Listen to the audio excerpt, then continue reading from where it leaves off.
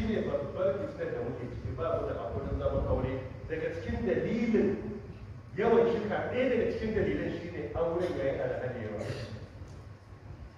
Ka haɗa kayan ka ne na ɗan miliyan ɗaya ko miliyan biyu, sadakin 200,000, iyayenka sun je sun yi bashi, amfanin gona sun sayar, wata mahaifiyar sai ta je ƙauye ta sai da dabbobinta take haɗawa a zo a kawo maka sabon gado, sabon kujeru, sabon kafin ko leda, buta ma sabuwa ne, hatta cokali sabo ka ake gawo maka, talabijin da sabon remote control tun da babar ka haife ka ba ka taɓa ganin wannan ba a rayuwar ka.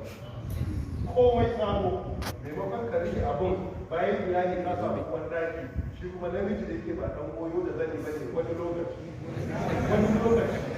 shi ke nan kuma sai ce to wannan ba kuma yin da kawai da jan ka ci shi ya yi shiga sai ya ƙara auro wata hakuri akan aure ya yi karanci.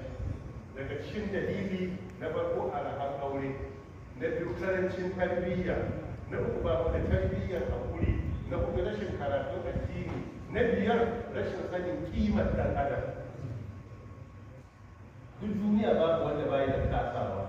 In ka aure mace dole ka gaya mata abu da za ta yi abin da za ta yi kuskure, shi ke da sai ku zaura a hankali ta hakuri da ita. Amma kalca da abu kaɗan a yi shika ba siffa ce da ta dace ba. Shika ya halatta amma kada a yi sai tuna ta kai bango. Wa atun nisa'a sadaqatihinna nihila, ku ba su wannan sadaki din nihila, atiyya tayyiba fi nufusikum, rayukan ku na jin daɗi lokacin bayarwa. Allah ya ce fa in ibuna lakum an shay'in min nafsan fa kuluhu. Idan iyalan namu da aka ba da sadakin sai ibuna lakum sai suka sarayar muku wani bangare suka yafe mu, to fa kuluhu ya halatta ku ci wannan abu.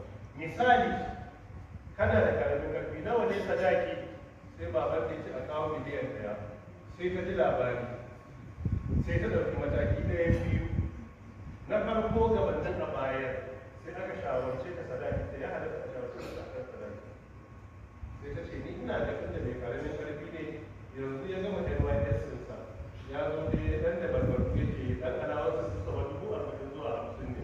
Ni ina ga ɗan saboda masa ko da 200,000 mana ko 300, shi ne fahim ɗibu da dafa.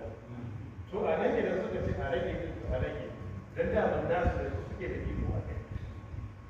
Na biyu, tana iya wani sai an kasa dashi miliyan ɗaya ne an bayar, 500,000 an bayar, abin da ya kamata haka tana zuwa ga ita gobe sai ta ce to bai gida